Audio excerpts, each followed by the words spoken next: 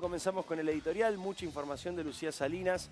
Hay varias perlitas judiciales de esas que no solamente son atractivas desde el punto de vista informativo porque son sorprendentes, sino que además son graves, son importantes.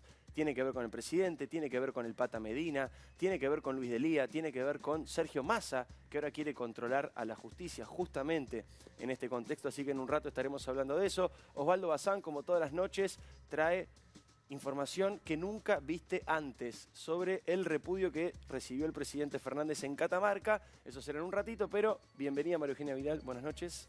Gracias por estar. Gracias. Y bienvenido Martín Lustó. Gracias por estar. ¿Me escuchan bien ustedes? Yo me escucho medio raro, pero vamos para adelante. Quiero comenzar con este editorial para plantear un poco la situación, pero quiero arrancar con el audio de Gregorio Dalbón. El editorial se llama No es un error, es un delito. El único error es tomarnos por estúpidos, es tratarnos como idiotas.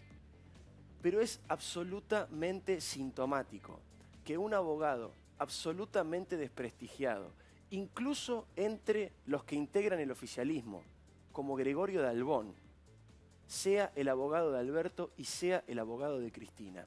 Vos me vas a decir seguramente, pero Dalbón no es abogado de Alberto en esta causa. No, porque hoy el presidente se presentó él solo, él es su propio abogado. Pero sí es abogado de Alberto en la causa contra Patricia Bullrich, y sí era abogado de Alberto cuando decía estas barbaridades. Escuchen, por favor, yo no tengo recuerdo de un abogado, de un presidente, diciendo estas cosas sobre los jueces y los fiscales en público. No es un audio privado. Lo dijo en una entrevista radial. Míralo. Ramiro González puede hacer lo que quiera, pero sabe que es un coimero. Y sabe que yo lo sé. Entonces va a hacer lo que le corresponde. Si se atañe a la ley, sabe que el presidente es inocente de todo. Si quiere venir a buscar plata, acá no lo va a encontrar, porque nosotros no lo vamos a colgar. ¿Está claro? Me importa un huevo que sea Casanelo. Me importa un huevo que sea quien sea. A mí los jueces me importan un huevo. Lo que me importa es la prueba. Lo que me importa es la inocencia de mi cliente. El juez que sea el que quiera. La verdad, a mí Casanelo ni me va ni me viene, no le conozco la cara. La verdad, me importa muy poco. No lo considero ni a favor ni en contra. No me interesa. Para mí es como autopista recontra podrido. Y dentro de la pudrición está Casanelo. En un momento también dice, que venga Casanelo, que venga que lo vamos a atender. Como invitando a pelear, como si fuera un barra brava. Estamos hablando del abogado del presidente y de Cristina Kirchner. Y habla en estos términos. Acusa al fiscal Ramiro González de coimero. Dice, yo sé quién le lleva las valijas. Insisto, si de verdad lo sabe, que haga la denuncia urgente. Urgente tiene que hacer la denuncia. ¿Que un fiscal federal es coimero? ¿Que el fiscal federal que investiga la causa de la fiesta de Fabiola en Olivos es coimero? Bueno, si Dalbón tiene pruebas, lo tiene que decir. Lo tiene que denunciar urgentemente. Y si no, es una bravuconada. Y es muy curioso ver a un abogado de las dos personas más poderosas de la Argentina hablar en estos términos. Y por eso digo que el error que cometió el gobierno, el único error, porque lo demás no son errores, son decisiones, el único error es tratarnos como idiotas. El gobierno insiste con esta idea de decir que lo de Olivos fue un error. Y el error es decir eso. Porque decir eso es tratarnos de estúpidos a todos. Todos sabemos lo que significa la palabra error. Un error es algo involuntario, algo que uno hace sin querer. Acá no se hizo nada sin querer. Vamos a hacer un breve repaso. Organizaron una fiesta en el peor momento de la cuarentena. Todos sabíamos que no se podía, ellos muchísimo más. Invitaron gente, prepararon un catering especial, cenaron, brindaron, celebraron, se sacaron una foto, se filmaron, compraron una torta de 15 lucas, compraron ramos de flores. Después lo ocultaron durante 1 año y medio. Cuando se conoció la información, dijeron que no era una reunión social, que estaban trabajando, que no hubo ninguna fiesta. Es más, el presidente juró por su hijo que en Olivos estaba trabajando.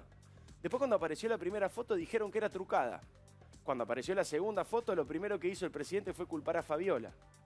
Al día siguiente, como eso no funcionó, lo vimos enojadísimo y a los gritos. Ahí culpó a los medios, culpó a la oposición y nos intentó convencer a todos de que se trataba apenas un error de un hombre común, de un hombre que cada tanto se olvida de que es presidente. Y después empezaron con el argumento absurdo de que si no contagiás no hay delito. Eso es lo mismo que decir que podés cruzar un semáforo en rojo siempre y cuando no atropelles a alguien. O que podés tener droga en tu auto siempre y cuando después no la vendas. O que nadie utilice esa droga para consumo. Son dos delitos distintos. Dos delitos distintos. Un delito es romper la cuarentena y otro delito adicional y agravante es si además contagiaste a alguien. Después apareció esta idea que ahora nos va a explicar Lucía de donar una parte de su sueldo. Tarde y mal. El momento de bajarse el sueldo era hace un año, cuando el sector privado se fundía y varios de los líderes y los presidentes del mundo se bajaron el sueldo. Acá, en cambio, como estaban borrachos de popularidad en aquel momento, tenían 80% de imagen positiva, el presidente se burló de la propuesta. Dijo, ¿ustedes quieren que yo me baje el sueldo? Yo tengo que gobernar. Muy parecido a lo que dijo, ustedes pretenden que yo me quedara encerrado en mi casa, yo tenía que gobernar. Ahora es tarde y no sirve. Se lo dijo el remero Ariel Suárez, ¿se acuerdan del remero? Ese que salió a remar y lo persiguieron con helicópteros. Fíjate lo que dice el remero. Te propongo una cosa, Alferdés, ya que no vas a llegar a un juicio político, hagamos trabajo social con nuestras manos y limpiemos la pista nacional de remo. Vos, yo y todos los que tenemos un acta. Donar plata no se valora, el trabajar sí. Después habló con María Isabel Sánchez en Radio Mitre y dijo, a mí lo que no me gusta de la idea de que done plata es que a él no le cuesta nada, no le duele ese dinero, si como presidente no tiene ningún gasto. Ni hablar de que a Maru Botana le cobraron casi 5 millones de pesos por no haber ido a un hotel y el presidente iba a poner 600.000 pesos. O sea, no hay ningún tipo de relación. Esto lo va a tener que definir la justicia, pero hay algo que está claro a esta altura y no es opinable. Hubo un delito, no fue un error. Y eso está probado, ¿saben por qué? Porque si vos lees el Código Penal, solamente una lectura rápida, es un delito de acción. ¿Esto qué significa? Que solamente con que el hecho haya ocurrido, ya es un delito. En otros delitos de la Argentina, vos tenés que probar una intención, tenés que probar un dolo. Acá solamente con la foto, ya está probado que el delito se cometió. Vuelvo al ejemplo del semáforo en rojo. Ya la foto de la multa confirma que el hecho ocurrió. No es discutible. Ahora solamente falta que el fiscal Ramiro González, que se tomó varios días para imputar al presidente, comience a investigarlo con profundidad. En esta causa hay que investigar de verdad, hay que ir para adelante, porque lo está reclamando la sociedad, porque la sociedad necesita una justicia que esté a la altura de lo que se está investigando. Hay un detalle importante también. No se termina de entender por qué la causa la investiga la justicia porteña, acá en la ciudad de Buenos Aires, cuando el delito ocurrió en Olivos. Y eso cae en la jurisdicción del Juzgado Federal de San Isidro, que está a cargo de Sandra Arroyo Salgado. Lo que pasa es que el gobierno quiere evitar a toda costa ese traslado, que tarde o temprano yo creo que va a ocurrir, no queda otra. Ayer, Diego, te comento Sí. un dato. Ayer y durante 24 horas, Sandra Arroyo Salgado tuvo acceso al expediente. Hasta ayer al mediodía, ella le pidió a Casanelo poder ver qué se estaba investigando en el expediente, ver cuál era el objeto que estaba investigando el fiscal Ramiro González, y en Comodoro Pi se espera que más temprano que tarde le pida a Casanelo que le manden la investigación, porque además ella ya tiene una denuncia por hechos similares. Es otra cosa que no es opinable. Los hechos los investigan los jueces de la jurisdicción donde ocurrió el hecho, y acá no hay ninguna duda que esto ocurrió en Olivos, y por lo tanto no hay ninguna duda que es la justicia de San Isidro. Pero ¿cuál es el problema? ¿Por qué el gobierno lo quiere evitar? Es que Sandra Arroyo Salgado, la jueza federal, es la ex esposa y la madre de los hijos de Alberto Nisman. Alberto Nisman, a quien primero Alberto Fernández defendió y después de transar con Cristina destruyó sin siquiera ponerse colorado. Y además se sabe que hubo otras reuniones en Olivos, otros cumpleaños, incluso el del propio Alberto Fernández, el 2 de abril, hasta las 3 de la mañana se quedaron. Y hay una denuncia ahora por un cumpleaños de Vilma Ibarra, también exmujer del presidente y secretaria legal y técnica, un cargo importantísimo dentro del gobierno nacional. Todo esto que estamos contando, estas idas y vueltas, estos papelones, la idea de culpar a la esposa, después arrepentirse, después decir que no hay delito, después decir que más o menos porque voy a donar el sueldo, generó una debilidad a la imagen presidencial inédita hasta ahora en un gobierno peronista. Pero lo más curioso es que esa debilidad no aparece por acciones políticas o por capacidad de la oposición, sino por las propias torpezas del presidente y los misiles que le tira Cristina. Nadie le hace tanto daño a Alberto como él mismo y Cristina. Y tal es la debilidad que tuvieron que salir algunos ministros y exministros a pedir por la reelección de Alberto. Muchas veces le ocurre al kirchnerismo que quiere dar un gesto de fortaleza y eso termina siendo un gesto de debilidad. Está tan debilitado el presidente que tiene que salir un exministro como Arroyo, que acaba de dejar el gobierno, una ministra con muy floja gestión como Sabina Frederick, y un ultracristinista amigo de Vudú que claramente no está en las filas del albertismo como Jorge Ferraresi, a decir que se necesitan 8 años de Alberto. Míralo. Los procesos políticos se consolidan a partir de darle continuidad a las políticas y a las personas, y bueno, los procesos de la Argentina son de 8 años, así que ese será nuestro proceso. Si las gestiones funcionan de la manera que la vamos a hacer gestionar a esta gestión nuestra, digo, Alberto sin duda va a ser el que mejor en condiciones esté de ser nuestro candidato 2023. ¿Se lo imaginan? 8 años de Alberto serían 6 años más a partir de ahora, ¿eh? Y estaríamos completando 20 años de kirchnerismo en el poder nacional, como te contábamos el jueves pasado. 20 años. El jueves pasado hicimos una lista de cuáles son los gobiernos que hace más de 16 años que están en el poder. No hay ninguno virtuoso. No hay ninguno que se conozca por su don democrático, por su valor de la libertad. Son todos gobiernos de mínima, autocráticos de máxima dictaduras. Porque la propia naturaleza democrática indica que no se puede estar 20 años en el poder. Y mucho menos se puede estar 20 años en el poder y querer estar 24, 28, 32.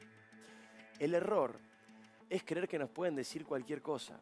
Y el error es pedirle a todos los ministros que salgan a defender a un presidente que hizo un culto de la mentira. El caso de Carla Bisotti es sintomático. Y me quiero detener acá. Carla Bisotti arrancó con buena imagen cuando fue ministro de Salud. Y claro, era lógico, al lado de Giné González García es Marie Curie. Pero después le hicieron viajar de un lado para el otro, le hicieron prometer miles de vacunas que nunca llegaron, ir y venir con estrategias sanitarias, ¿se acuerdan? Vacunación obligatoria, vacunación optativa, 1 dosis, 2 dosis, tercera dosis, no, mejor no, que sí, que no, la payasa Filomena.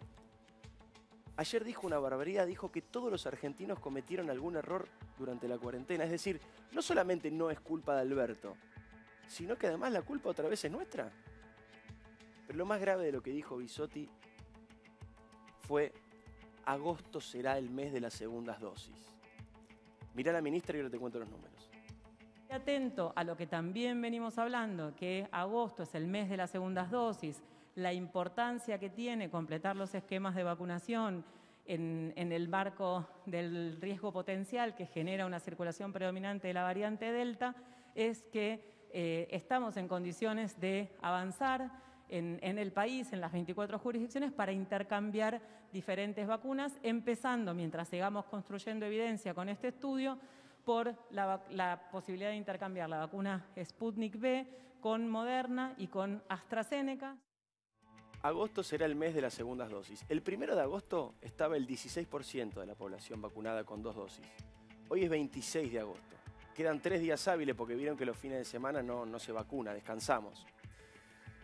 Estamos casi a punto de terminar el mes de las segundas dosis y pasamos de 16 a 28. Muy lejos todavía de un nivel de vacunación aceptable, esperable y sobre todo necesario para afrontar la variante Delta que se viene. Por más que esté demorando, se viene. En Brasil y en Uruguay ya están organizando la aplicación de la tercera dosis. ¿Será que cuando dicen que necesitan 8 años más, se refieren al plan de vacunación? Buenas noches Martín, buenas noches María Eugenia, buenas noches Osvaldo, que acaba de entrar. María Eugenia, opinión de este día tan caliente, el presidente imputado, el abogado del presidente diciendo barbaridades en los medios de comunicación, la situación en Olivos. Siguen sin hacer lo que deberían haber hecho desde el primer día y hoy el presidente le añade un nuevo capítulo tratando de imponer su propia pena. Va a la justicia y le dice a la justicia qué es lo que él tiene que hacer para reparar el daño, cuando en realidad eso lo tiene que definir un juez. Ninguno de los 14.000 argentinos que están en un expediente judicial hoy pueden definir qué es lo que van a hacer para reparar la violación de la cuarentena que hicieron. Tampoco el presidente. Entonces, lo que debió haber hecho desde el primer día, además de darlo a conocer, porque lo conocimos 1 año y medio después, esto se ocultó durante 1 año y medio y no se conoció porque el presidente quiso, sino por un acceso a información pública de un ciudadano común. Lo que debió haber hecho es pedir perdón sin más. ¿Por qué no lo hace? Porque nunca admiten el error, nunca reconocen la falla, porque creen que reconocer la falla es debilidad, como creen que dialogar es debilidad. porque son soberbios, porque siempre tienen un gobierno de la excusa y de echarle la culpa al otro. Siempre la culpa está en el otro lugar. Pero lo segundo que debió haber hecho es presentarse a la justicia sin más. Era perdón sin más. Y presentarse a la justicia sin más. Y hoy debería estar esperando la decisión del juez, como lo están haciendo los 14.000 argentinos restantes. ¿O creen que el remero y que el chico que venía de hacer surf van a decidir su pena? Y le van a decir al juez, no, yo voy a donar el sueldo, yo voy a ir 2 veces por semana a tal lugar. No, van a esperar lo que diga la justicia y lo van a tener que cumplir. Martín. A mí me parece que no es solamente por soberbia, son distintas maneras del patrimonialismo del Estado. Del Estado es mío. Y es una extensión de lo mismo. Cuando en lugar de ver cómo pongo a la mejor persona a cargo de algo, nombro uno porque va a construir políticamente para mí, sean PAMI, sean ANSES, cuando decido obras públicas porque no le hacen bien al ciudadano, sino porque se la voy a dar a un amigo, es exactamente el mismo concepto. Entonces, para mí está enraizado en algo mucho más profundo que tiene el kirchnerismo. Y me parece que el presidente está actuando como un adolescente del poder. Como un adolescente que además tiene cobertura de poder. ¿Por qué digo como un adolescente? Un adolescente irresponsable. Primero lo negó, primero lo ocultó, después lo negó, después le echó la culpa a alguien, después se justificó diciendo que si es delito, no es delito, si llega a ser delito porque tiene un impacto o no. Yo recuerdo él mismo diciendo que el memorándum con Irán era un delito de encubrimiento independientemente de que no había prosperado en Irán el tema. Entonces cambia su propio criterio. Incluso, perdón, Martín, sobre este mismo tema hay un video que estuvo circulando esta semana, taxativo, donde Alberto decía, si salís de tu casa, cometés un delito y ponés en riesgo la salud de los demás. Tan simple como eso. Entonces, y a eso le agrego, ¿por qué digo como un adolescente hijo del poder? Porque es lo que decía recién María Eugenia. Él cree que además puede imponer, él dice qué es lo que tiene que hacer. No, es la sociedad. A través de la justicia tiene que decidir cuál es su pena. Entonces, es una dinámica en donde no termina nunca y Bisotti comete otro error o otra enorme contradicción, ¿no? Bisotti dice, es lo que hizo todo el resto. Bueno, pero todo el resto no puede ocultarlo, no puede poner su propia pena, no puede justificarse, no puede decir cuánto le va a costar. Entonces, es todo un abuso de privilegios, por un lado, justificado como si fuera una persona normal. Y tiene una responsabilidad para con el resto de la sociedad, como presidente, amén de que es él quien dictó las reglas de cómo nos debemos comportar en cuarentena. Lo que me parece que está en discusión ahora es, ¿qué es este ofrecimiento, esta reparación que hoy propuso Alberto Fernández en el escrito cuando después de 15 días se puso a disposición de la justicia? Porque lo que se discute hoy en Comodoro Pi es que ese ofrecimiento de dinero no se puede hacer. Entonces, ¿en qué va eso? ¿En una defensa política? ¿En dichos para generar el impacto mediático de... Bueno, vos lo que estás diciendo, Lu, es que el abogado Fernández presentó un escrito de la justicia pidiendo algo que no se puede. Hoy Alberto Fernández dijo, quiero hacer una reparación por el perjuicio ocasionado. Pidiendo su sobreseguimiento y diciendo que él no cometió ningún delito, pero quiere hacer una reparación. Y esto, explicado muy sencillamente, lo que dice el Código Procesal es que, prometí que no te iba a decir Código Procesal, pero es que la conciliación por reparación, que es esta figura que quiere Alberto Fernández, solo se puede aplicar si es un delito de índole patrimonial, que en este caso no lo es, si es un delito culposo, que tampoco lo es porque este es un delito doloso, claro, el que hoy le imputó. Hubo intención. Exactamente. Y además lo que plantea es que es un acuerdo entre el imputado y la víctima. ¿Quién es la víctima acá? ¿Quién es la víctima en este caso con la cual Alberto Fernández quiere conciliar y que considera que la reparación es solo la mitad de su sueldo durante 4 meses, que no son más de 613.000 pesos aproximadamente? El punto es que, suponete que la Fiscalía le dice, bueno, voy a analizar esta propuesta de Alberto Fernández. Es una cosa que tiene que decidir el fiscal y que a lo sumo después tiene que homologar el juez. Estaba pensando, preguntabas por qué no pidió perdón nunca, ¿no? Volviendo un rato atrás. En los 70 había una película que fue muy famosa, que era Love Story, que tenía una frase muy grasa que estaba en todos los pósteres, el amor es nunca tener que pedir perdón. En realidad ser peronista es nunca tener que pedir perdón. Digo, no piden perdón, es la manera de hacer las cosas. Y en esa manera de hacer las cosas es, a pesar de lo que se cree que son los únicos que pueden hacer política, los únicos que pueden superar las crisis, en realidad no hacen política, la compran hecha. pueden hacer cosas cuando tienen plata. No saben qué hacer con, por ejemplo, con la energía. Bueno, te subsidio. No saben qué hacer con, no saben cómo crear trabajo. Bueno, te subsidio un plan. No sé cómo hacer esto que me metí la pata. Bueno, te lo pago. Digo, cuando tienen plata, hacen cosas, pero no saben hacer política. Y me parece que este es uno de los mitos fundantes de la Argentina. Creer que son los tipos que hacen política, no hacen política, la compran hecha. Yo para una sociedad... Es una muy buena frase esa, Osvaldo. Gracias, porque la agraviada, la lesionada es la sociedad. ¿Sí? La sociedad que Claramente. estuvo sometida a reglas. Yo nunca lo vi además solidarizarse ni con los médicos, enfermeros, con los que perdieron un ser Al querido. contrario, Porque se habló habían mal de los relajado. médicos, habló Sí, mal hasta pero de con los lo De que hecho, están- cuando dijo con lo que que lo están lamentaba, varados, pero- dijo que lo lamentaba por los que fueron a la fiesta. No por la Exactamente, sociedad. porque no tienen el cuero curtido. Ahora, yo estoy mucho más de acuerdo con el remero. Lo decidirá la justicia, pero para alguien que, primero, cree que está por encima de la sociedad, prefiero que haga trabajo comunitario y que vea, que entienda que no está por encima de la sociedad. Que sea bien visible. Bien visible. Y que además sea un servicio para la comunidad.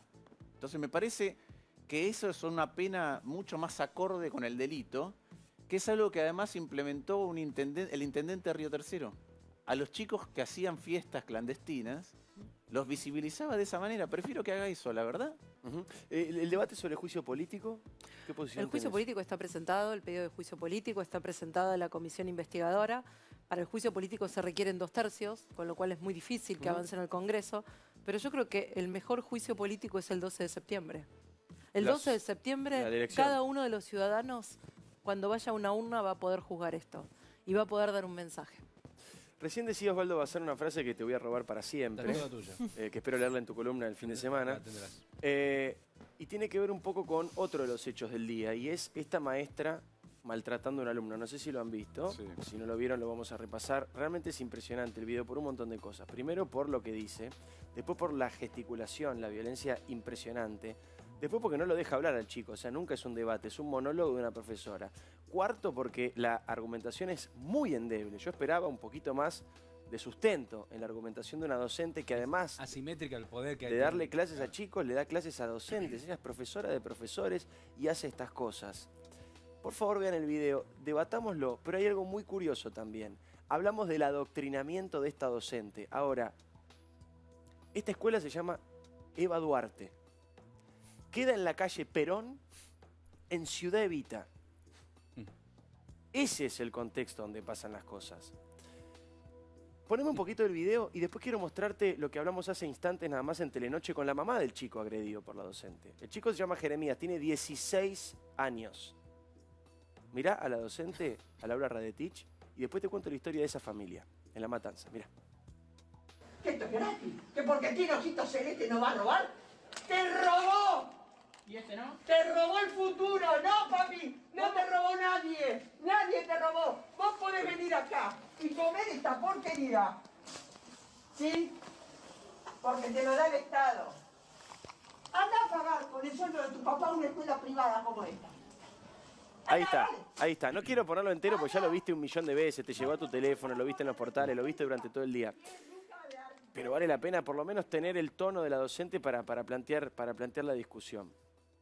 Mostrame a la mamá, mostrame a Soledad. Soledad es la mamá de Jeremías. Hoy hubo un excelente trabajo de Martín González, que es un cronista de Telenoche, que encontró a la familia. Ella es Soledad. Soledad no quería hablar. No quería hablar con Telenoche. ¿Por qué no querés hablar? Le dice, esto pasó en vivo, no estoy contando ninguna infidencia. Todo lo que estoy contando pasó en vivo hace un ratito en Telenoche. ¿Por qué no querés hablar? Le dice Martín González. Y ella le dice, y hablar de política te trae problemas. ¿Cómo? Sí, bueno, no quiero que mi hijo tenga problemas. Después empezó a contar un poco cómo era la realidad, contó que el chico es un chico súper inquieto, súper con ganas de preguntar, como cualquier adolescente de 16 años que está en todo su derecho de querer saber, de querer preguntar, de querer conocer cosas, de querer contraponer su opinión contra otra persona. Y en un momento, cuando ella tuvo que empezar a hablar de su propia situación política, dijo, yo no quiero hablar de política porque quiero ir a trabajar tranquila. Y eso es tremendo.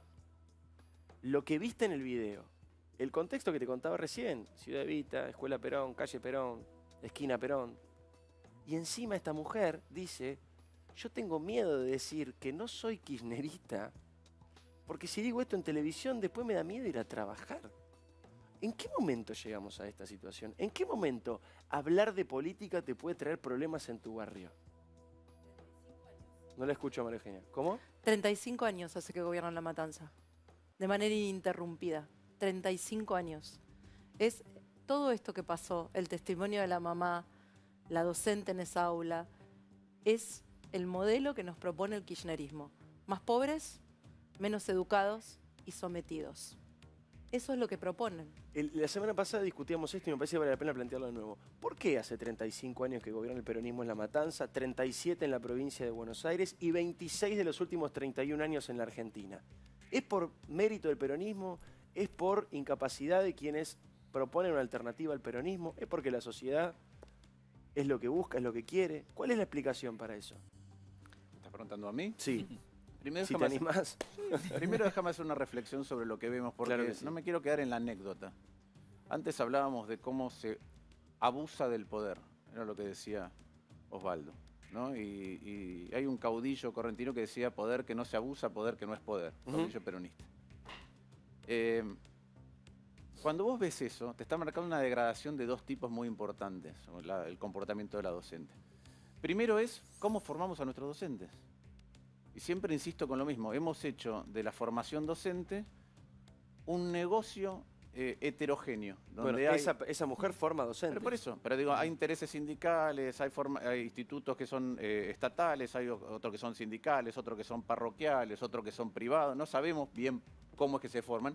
En la Argentina hay más de 1.200 institutos de formación docente, Francia tiene 8. 8. Miremos la eficiencia de cómo formamos nuestros docentes para tener homogeneidad y la calidad que les vamos a brindar a los alumnos y a los docentes que se forman con los docentes, con esos mismos docentes. Mi abuela era maestra normal, ¿sí? Toda mi familia materna viene de ese lado. En segundo lugar es, a medida que eso se degrada, cómo lo permea alguien que se quiera apropiar del Estado. Que es esto que lo ejemplificaste muy bien vos en Escuela Eva Duarte, Calle Perón, Ciudad Evita. Ciudad Evita. No falta nada. Pero es el combo de esas cosas que muestran la degradación. Ahora, cuando vos decís, ¿qué es lo que pasa? ¿Por qué sigue así? Yo siempre miro a nuestro lado, ¿sí? Y nuestro lado tiene corresponsabilidad, porque si nosotros hiciéramos las cosas bien, más allá de que en enorme cantidad de oportunidades, la herencia que deja. Yo tengo un amigo que es Daniel Larriqueta, que es historiador y economista, que dice que el populismo es el arte de subordinar el largo plazo al corto plazo. Entonces yo hipoteco todo el largo plazo a fuerza de inflar el corto plazo, después hay que lidiar con un problema. Más allá de eso, más allá de ciclos internacionales de mala suerte, yo lo que digo es, si nosotros hiciéramos las cosas bien, esto estaría superado también. Entonces, por eso digo, ahora la elección es una oportunidad para hacer dos cosas. Una es poner un freno, porque si no, la decadencia continúa y hay que arrancar siempre de más abajo y corregir cosas que son graves. Pero la otra es empezar a construir un futuro. Las elecciones no son un partido de fútbol, no es que con el resultado terminó. Con el resultado arranca el partido. Cuando los ciudadanos votamos, lo que hacemos es distribuir poder de otra manera, es hacer que emerjan nuevos liderazgos, es hacer a otros trabajar en conjunto, es eso. Y yo creo que ahí está lo que hay que construir en la Argentina. María Eugenia, me interesa mucho tu opinión también. ¿Por qué? ¿Por qué son 40 años de peronismo en la provincia, casi 30 a nivel nacional? ¿Por qué además dicen públicamente sin drama, che, no nos alcanza con 26 de los últimos 31 años, queremos 8 años más, 12 años más? Porque ha habido un abuso de poder y el ejemplo es Santiago del Estero y el ejemplo es Formosa y el ejemplo es Santa Cruz. Cuando abusás del poder y vas sometiendo, cada vez hay menos capacidad de ser libre, de elegir en total libertad. Y si no, mira el testimonio de esta mamá. Pero lo más grave de este video viral es que todos sabemos que este no fue un ejemplo excepcional. Ya hemos dicho en varias oportunidades que hay adoctrinamiento en las escuelas. Y es una situación de enorme abuso de poder del propio docente porque cierra la puerta del aula y no hay nadie más que él y sus alumnos. Por eso mi solidaridad para el alumno que no se cayó y para el que filmó y se animó a subirlo a las redes y decirle a los estudiantes que ellos tienen derecho a pensar lo que quieran y que no van a un aula a que les bajen línea, van a un aula a aprender. Vos sabés que esto que decís me hace acordar también, antes de la charla con la mamá de Jeremías, Daniel Malnati fue al colegio y habló con otros chicos, con otros alumnos. Y un chico que acababa de terminar el colegio ahí, Malnati le pregunta, ¿qué es lo que más te sorprende del video? Y el chico, ¿sabe lo que le responde? Las agallas del alumno que le discute a la profesora. Había miedo. Estos son alumnos de cuarto. Me contó Dani Malnati, que los alumnos de primer año no querían hablar porque les daba miedo. Y la mamá del chico no quería hablar porque le daba miedo. Entonces, ¿cómo puede ser que opinar de política te dé miedo en el siglo XXI en la Argentina? Eso se está cortando. Y el hecho de que cada uno tenga un teléfono y pueda mostrarlo es mucho más importante de lo que estos maestros creen. Digamos, estos maestros tienen que saber que los chicos pueden filmarlos en cualquier momento.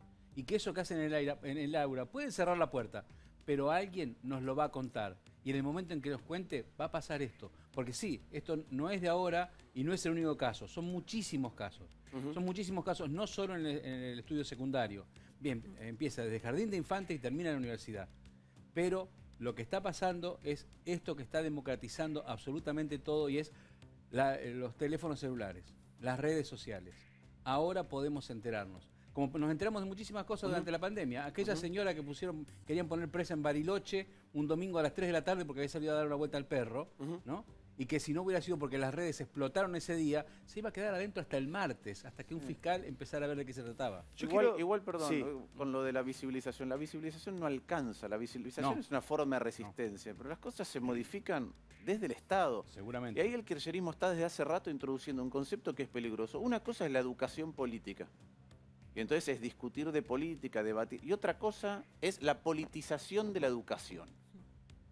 Sí. Y el kirchnerismo disfraza la politización de la educación poniéndole el rótulo de educación política, que son dos cosas que son inclusive antagónicas. Absolutamente. Y eso, insisto, es un concepto de apropiación del Estado, que es el ejemplo de Formosa, o de cuando uno ve, la apropiación del Estado tiene desde romper las reglas con las que convivimos, y dirimimos diferencias, hacer reformas constitucionales, cooptar la justicia, etcétera, hasta empezar a utilizar el Estado en tu propio provecho, aunque no sea en provecho de la gente. Un estadio en La Banda, en Santiago del Estero. Sí. Ahora... Un segundo, porque quiero incorporar un elemento. Digo, cuando uno dice, ¿por qué da miedo la política? ¿Por qué da miedo hablar de política? Por cosas como la que vas a ver ahora. Porque los violentos, los que están presos por golpear, por quemar comisarías, por extorsionar a la gente, salen. Salen y cuando salen pretenden además ser tratados como patriotas, como próceres. Quiero que vean este video digno de un comando de algún otro país en boga. Y pensemos juntos si esto no tiene que ver también con que una madre de un adolescente tenga miedo de opinar de política en televisión. Míralo. Pero queremos arrancar diciendo que si mañana van a tomar medidas con nuestro líder, acá estamos, de verdad. Nosotros estamos con vos, Pata, Puli. ¡Vamos, Pata! 100%. Lo vamos a matar al juez, al fiscal, al hijo del juez y al que venga. Al Iván Tobar, al pedazo de narco, al hijo, a la familia de acá está la banda del Puli y del Pata, Ortiga. Bien tu madre, manga de Chile. Guerra, vamos a matar a todos. Vamos a tener miedo a todos. Medina, manga de Ortiga, tranza de mierda. Vamos a matar al juez, al fiscal, al hijo del juez, al hijo del fiscal y a todos los que vengan. Como la versión extrema y degradada del abogado del presidente. Exacto, y con armas. Sí, pero otra vez, el otro es el abogado del presidente. También te da un poder desmedido eso, ¿eh? ¿Se puede hacer política así? Digo, vos gobernaste la provincia de Buenos Aires 4 años. Pata Medina fue preso durante tu gobierno. Cuando yo era gobernadora, estos estaban presos. La diferencia entre nuestro gobierno y el del kirchnerismo es que durante el gobierno de Scioli y en los actos con Cristina, el Pata Medina, sindicalista que extorsionaba, que fue procesado por asociación ilícita, porque iba a las obras de construcción y le decía a los empresarios que tenían que pagar un 40% más la obra en retornos que iban para el sindicato, contratando empresas de catering, comprándole los uniformes, siendo el jefe de la bolsa de trabajo. No lo detuvieron en el cuando edificio. Cuando lo fuimos a detener, porque tenía una orden del juez, se atrincheró en el sindicato y salió al balcón con una manifestación que él mismo había generado, diciendo que no se iba a entregar. Entonces, ese Pata Medina, que estaba en la primera fila de los actos de Daniel Scioli y de Cristina Kirchner, durante nuestro gobierno, después de décadas donde se sabía en La Plata que era el símbolo de la mafia, fue preso. En este gobierno salió libre. Y no solo sale libre, hace una marcha política reivindicatoria, quiere volver a tomar el control del sindicato contra lo que le dice la justicia, que no puede hacer política criminal, gremial, la tiene prohibido. Política criminal sí puede. Política criminal ACCB. Y vemos este video y no pasa nada. Hoy el Pata Medina intentó despegarse de este video diciendo que solo lo quieren perjudicar. Además que hoy le tuvo que explicar a la justicia qué hizo el lunes. Porque cuando lo escarcelan, la justicia lo inhabilitó a participar de cualquier actividad gremial. Lo primero que hizo fue ir a un acto. Él dijo que no era ni una actividad gremial, ni un acto, era una manifestación callejera. Fue el eufemismo que utilizó Pata Medina. Lo cierto que esto es parte de otro escenario mucho más grande. Discúlpame, Lucía, una manifestación callejera a favor de la candidatura de Victoria Pastolosa. Y volvió hoy a reivindicar su apoyo al gobierno de Axel, de Cristina y a la candidatura de Victoria Pastolosa. Y quienes estaban allí lo reconocían como un líder.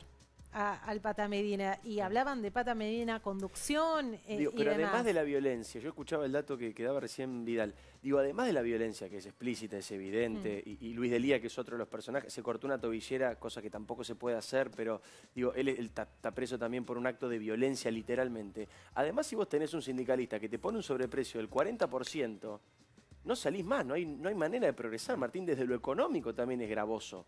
Un tipo que te obliga a punta de pistola a que pongas 40% de coima. Pero ahora estamos hablando de un montón de manifestaciones donde hay un avasallamiento de las instituciones.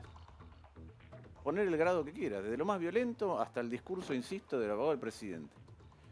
Y la corrupción tiene un montón de costos distintos. La corrupción tiene el costo que es cuánto más hay que pagar para que ocurran las cosas, pero después hay otro nivel de corrupción que ni siquiera podemos dimensionar, que es cuando hay un interés específico por hacer algo que no se debería estar haciendo, y lo permitís, o cuando iniciás una política porque también hay un interés pecuniario en lugar del interés de los ciudadanos. Vuelvo al concepto de si el Estado está con un criterio claro de qué es lo que tiene que hacer prioritariamente para servirle a los ciudadanos, o si está todo en función de otra cosa. Si el Estado empieza a estar en función de otra cosa, desde sus reglas, sus métodos de decisión y sus gastos y sus prioridades, es imposible que una sociedad progrese. Un país cuyo Estado funciona peor que otros países no tiene otra que ir en un sendero descendente con respecto a la calidad de vida de otros países. Por eso lo que hay que poner en funcionamiento y revertir es eso, es cómo administramos el Estado. Y yo creo que hay diferencias notorias en cómo se administra el Estado en distintos lugares. Y la verdad que cuando uno ve la ciudad de Buenos Aires, la provincia de Buenos Aires con Kicillof, hay una diferencia muy grande. Quiero plantear dos temas importantísimos. El primero tiene que ver, lo voy a plantear un ratito, con un tuit de Juan José Campanella, que dijo dos cosas. Primero dijo que hay que ir a fiscalizar en la elección, que es fundamental, es importantísimo, aunque la oposición no entusiasme. Le quiero preguntar si es verdad que hacen falta fiscales y si consideran que la propuesta de la oposición en esta elección no entusiasma. Esto es lo que plantea Campanella, lo responden Vidal y Lustó en un segundito. Pero hoy habló el jefe de gabinete, Santiago Cafiero, una vez más, y dijo que la Argentina hace 12 meses consecutivos que crece económicamente.